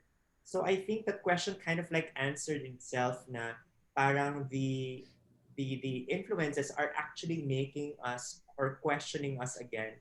What Mm-hmm. is an authentic design? Mm-hmm. Naghang si Edwin. You there, Edwin? Architect, are you there? I think We're experiencing some technical difficulties, so we'll get back to architect in a so. bit. I have a question for you na lang, Brian, while we're waiting for Yeah, Edwin to sort out his yeah. internet situation. This one is from an anonymous audience member. Mhm. Modularity home brands are premium, which means price can seem intimidating. What makes them worth investing in? It's a good question, which as a Yeah. consumer, I also have an answer to. uh, no, I think that's a very good question. But I want to tie it in with design, authenticity, right? Mm-hmm. So I think when choosing like any product or even choosing an architect, or designer, parang I want the market to be a little bit more mature. Like in other Mm-hmm. countries, parang they really understand what the difference is between a Scavolini and a Valcucine and another brand, right? Um, so each brand has its own parang defining factor or unique selling proposition, right? Each architect, whether it be architect Edwin Uy or another architect, they also have their own parang uniqueness, right? So, going back to the question, I think you spend money if you understand, what the concept of the brand is, right? You can't Mm-hmm. compare it with another, manufacturer that does something that looks very generic, right? Yeah. So I think you invest in something that's more authentic, that's more unique, that matches your personality. I think Mm-hmm. that's the quick answer there.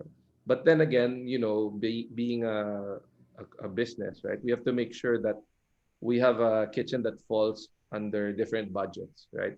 Yeah. So of course we that's our job to let the clients know, okay, if your budget is a certain way, then we can go with this model, right? Mm-hmm. If you have a certain look that you're going for, then we go with this other model.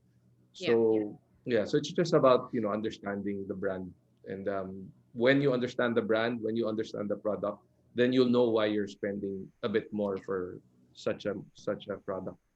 Yeah. Research is key. Yeah. Because even if clients tell me na, oh, titingin mo na ako dito sa kalaban, sa another brand, I welcome that, right? Yeah. Yeah. Because we bring in the best brands anyway. That's right. Yeah. Agree naman ako. Yeah, that's right. All right. This question is for Architect Edwin. This is coming from Michael Dave Bognadon. He says, all of the houses shown are flawless, and I'm wondering if you've ever had issues with builders or contractors. How do you react if there's a slight change from your design to what is executed by the builder? It's for the contractors, for the builders, they really have to follow everything on the drawing. So that's I cannot accept the fact that there will be changes made by the contractor himself without informing me. So Mm-hmm. I've had that issue, yes, a couple of times, but mostly it's more of the builders or contractors are not reading the plans properly. But I Okay. have one instance where the contractor just decided to put a molding around the door because he thought it was Ay, better. wow. I was so curious about that. Super Wow. curious. But I didn't, I just told the client na lang to tell him because I was not in a good mood to actually, or in the right mood to actually confront him. to rip off the molding. Alright, I think this one's coming from a student or no, sorry, from a young architect. This is coming from Alex Eldrick Dandani. Says, what's the best way to put yourself out there as a young architect considering I don't have clients yet? Yeah, magandang question yan kay Edwin. Mm. Yeah. Well, actually, you are your, I mean, as a designer, we cannot really advertise technically, but with social media now, it's such an easy way to get yourself out there.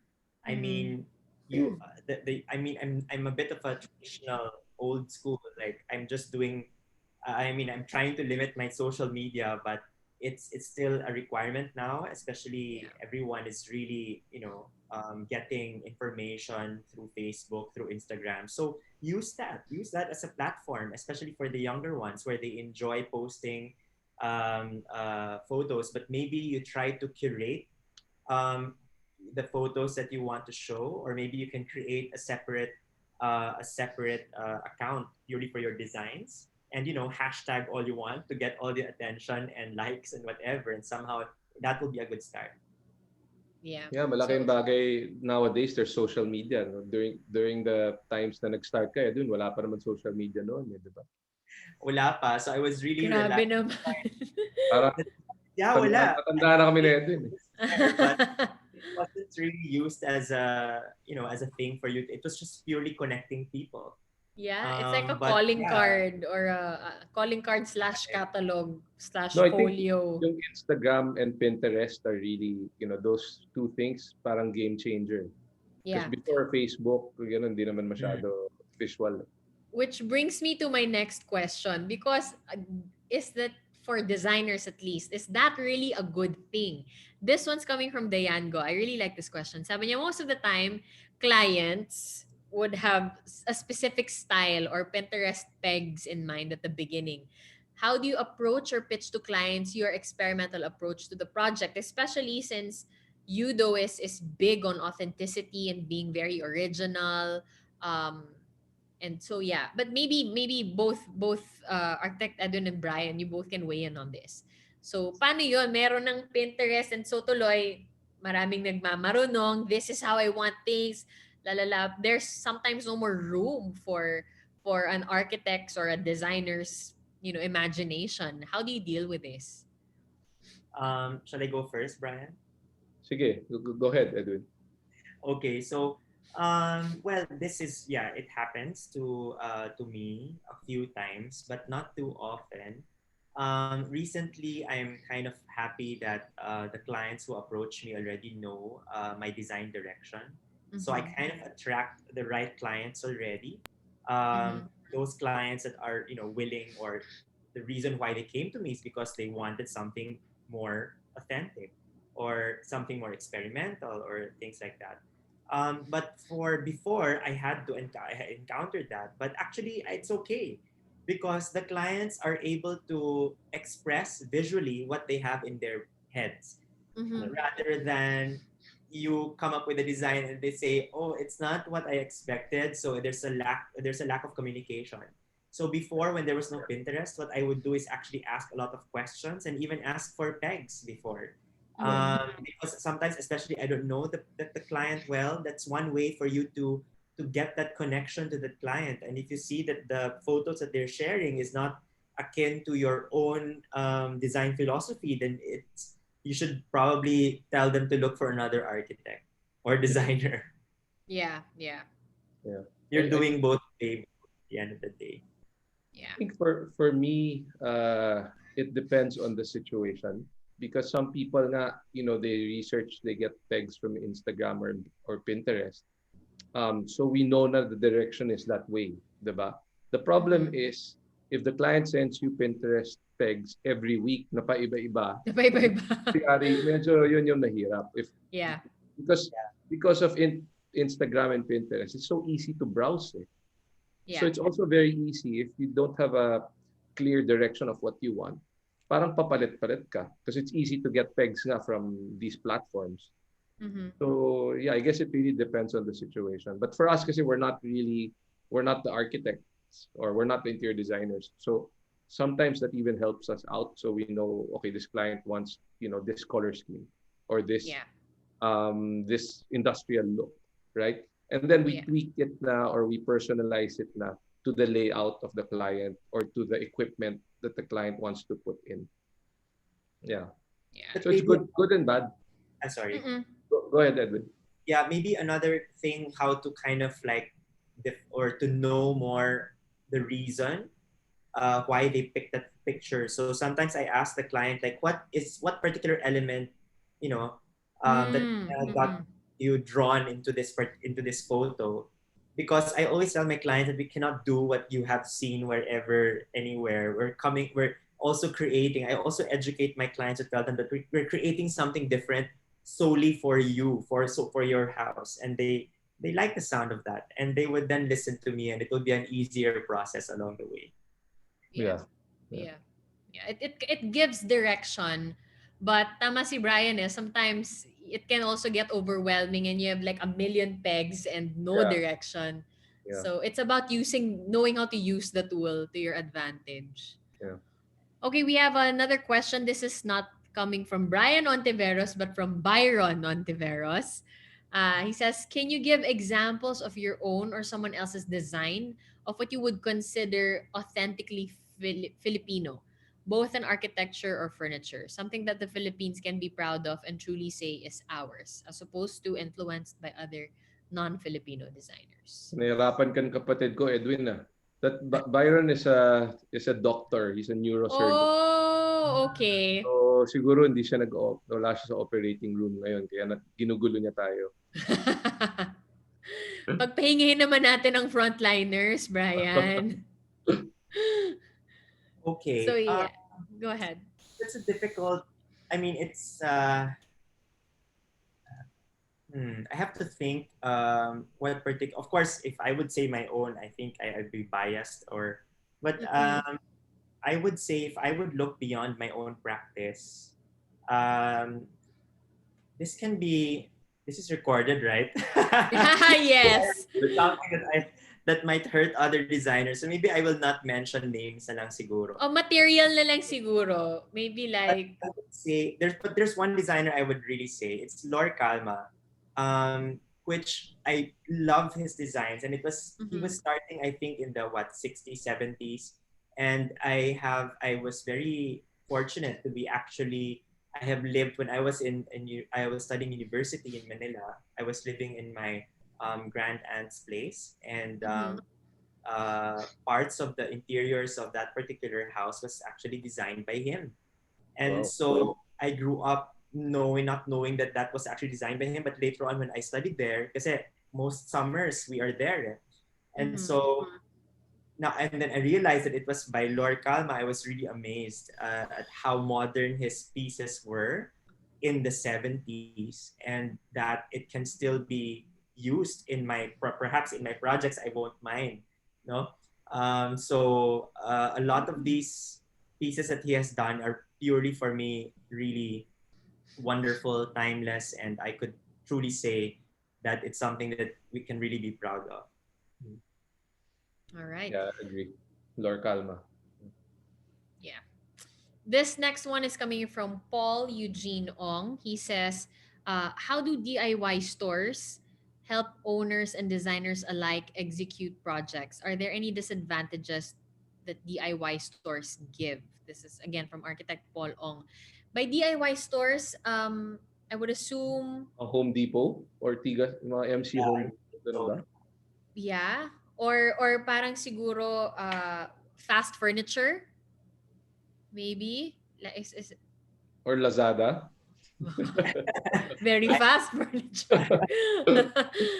Yeah, so siguro that's the question. Like as someone who is very big on authenticity and maintaining originality, maybe what are your thoughts on... I'm not really much of a DIY kind of. I mean, I don't. I mean, as an architect rather, as the person who specifies, going to a DIY store is difficult because there's too much. It's not curated to my liking. Mm-hmm. compared to choosing the suppliers that I wish to work with. I just ask these suppliers individually. I don't need to kind of like, scour everything and choose which one is good for my project or not. But as a Mm-hmm. consumer, I would say it's quite helpful because everything is just under one roof, Yeah. Yeah. right? So it has advantages mostly for clients, for my clients, Mm-hmm. when they have to source it themselves. Because especially for the common items, of course, it's good. So I don't see any disadvantages. Mm-hmm. But for me, again, I'm kind of old school. I prefer working with specific suppliers that I have been happy and Yeah. satisfied. And so with DIY centers, you don't have that personal attachment or that connection that you can Mm-hmm. get from purchasing, like from specific suppliers selling specific products. Yeah. Got that. Got that. All right, we're down to our last question. I think that this is a nice question to end with. This is coming from Wesley Soriano. How do you keep motivated as a designer? Um, how do you? Okay, that's a common question, but it's always an interesting question to ask. Um, for me, I'm quite passionate with design in general, from furniture to fashion to Mm-hmm. architecture to music. I mean, as in the design, I mean, it's still a creative entity, and all of these kind of sum up being a designer. Mm-hmm. And if you get to be surrounded with all these wonderful objects and wonderful pieces, it really motivates you to kind of like, do even more, Mm-hmm. especially when you also see like, the likes of Nendo, which sometimes nakakainis na parang, oh my God, ba't naisip yun? Ba't hindi mo naisip yun? You know, it's such a simple, like Nendo works so like easily with his projects. Parang it's easy pieces. But Mm-hmm. when you look into it closely, it's actually more than that. And that's where you would know that designers can be very passionate.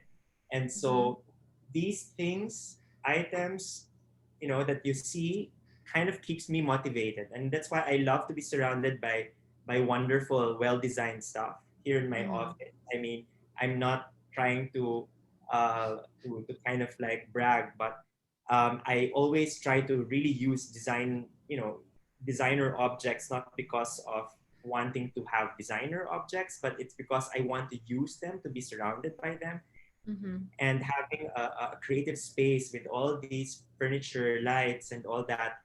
It allows me to be even more creative and somehow allows you to be motivated as a designer. Yeah. So it's about all about exposure and surrounding yourself with art and beauty. Yeah, and There you perhaps go. also traveling. I mean, I know it's Traveling. Mm-hmm. difficult right now, but it motivates you to kind of like, see um, a different place and how they kind of like treat their spaces there and how it's Mm-hmm. different here. And it kind of brings me another, if I may kind of like talk a little bit more. Um, the like I just saw one question about if foreign influences kind of like, do I still, can you still get foreign references? Of Mm-mm. course you can. I mean, all of these are the ones that I've mentioned. I'm surrounded with a lot of Italian and European made furniture pieces. It doesn't mean it makes less, makes us less of a Filipino because we're patronizing these products. This was said by Patrick Flores, which is also part of my book. When I interviewed him, it's a very strong statement that a statement where the mastery of a foreign form does not make us less Filipino. Which, Yeah. yeah, I would love. I like that statement. Mm-mm. Yeah. And I'm sure many of our audience members, especially the young designers and architects, that's very helpful to them as they go on into their own journeys. Unfortunately, that's all the time we have for questions. We are actually going to be saving all of the questions that were left unanswered. There were quite a lot. So I hope Architect Edwin or anyone from EUDO, I hope you don't mind trying to get back to our audience members. They're actually really good questions. But sadly, you only have you pick only one. You have to pick only one of the Chris. questions that you really liked, and that lucky winner will be receiving a Design Authenticity Matters in the Philippine Architecture book by none other than Architect Edwin. Since I think I've also mentioned uh, the the question about authenticity. Was it the first question by Ivy? I Yeah. think, yeah. Okay. I'll probably give it to her because maybe if she could read the book, she would probably able to understand the design authenticity more in the Philippines. There you go. So congratulations to Ivy, Congrats. Suzara, Ong. Someone from Modularity Home will be getting in touch with you so we can deliver your Architect Edwin Uy book to you, hopefully signed. All right. First of all, I'd like to Right thank. now, so Uh, I don't know I if I can sign it from here. So she Oh, has to. that's right. You're not in Manila. That's right. Yeah, but I do have copies naman din here. Let's see where she is. Maybe she's somewhere in the south. Oo, baka naman she's nandyan lang sa tabi mo. All right, once again, Architect Edwin D. Uy, thank you very much for sharing your time with us and just giving us your invaluable insight on design authenticity and where it all began for you. I'm sure uh, our audience members learned a lot, and many of them will keep to heart most of the things that you have discussed today. Before we let you go, Architect Edwin, is there anything you'd like to say to the many students, industry partners, clients, and friends who are watching us right now? So, parting words. This is always difficult. I'd rather answer actually more questions than a parting message. But I mean, in the Philippines, there is so much that we can take from our culture, from our resources, from our location being an archipelagic nation, our islands and all that. Use this as an influence, as you know, everyone's asking where you could get influences from. It can actually all be taken within our country and use this to further design authenticity and Philippine design into all your solutions for all the creatives out there and for the clients and for those who are homeowners. Hopefully, you'll also allow to actually designers to express certain details that would actually be crucial for your houses or for your projects. No? Because sometimes these small elements can actually tie up into a bigger picture or a bigger definition of what Philippine architecture is. There Thank you. you have it. Of course, thank you to Brian and to Modularity, to Nikki, to Betsy. Thank you for giving me this opportunity to be part of your MODTalks. Thank you, Architect Edwin. Of course, yes, as you mentioned, let's also thank Modularity Home for bringing us together today. They're the reason for why these conversations just keep getting better and better each time. Brian, anything you'd like to say before we wrap things up? Sure. Thank you everyone for your time today. I know it takes a lot out of your time. This is 2 hours, but I hope you guys learned something. I certainly did. I've had a lot of conversations with Edwin, but not this in depth or not this, personal, right? So I think, I hope you guys learned a lot about it. Edwin, thank you so much for your time. I appreciate working with you, and I appreciate that you joined us today. I hope we continue, working together to create beautiful spaces. Nikki, as always, kahit nabuntis ka, very professional. Thank you, Nikki. Kanina pa ako nagba-bathroom break pero hindi. Sige, tawid natin. Thanks, Nikki. No problem at all. Thank you, Brian. Again, thank you, Architect Edwin D. Uy, and of course to our audience members as well for listening into our conversation. I wish we had more time because we really had a lot of good questions, and well, maybe we'll save them for next time. But for now, we want to thank you for joining us, and we invite you to join us again for our next episode coming soon. For more information, you may follow and reach out to Modularity Home. I know I saw an inquiry earlier on. You can just get in touch with Modularity Home. Details are flashed on your screens.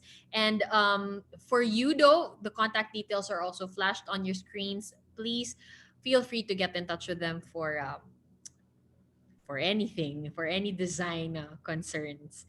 And that is it for today's episode of Design Authenticity. Again, this has been your host, Nikki Gil-Albert. I will see you all again next time.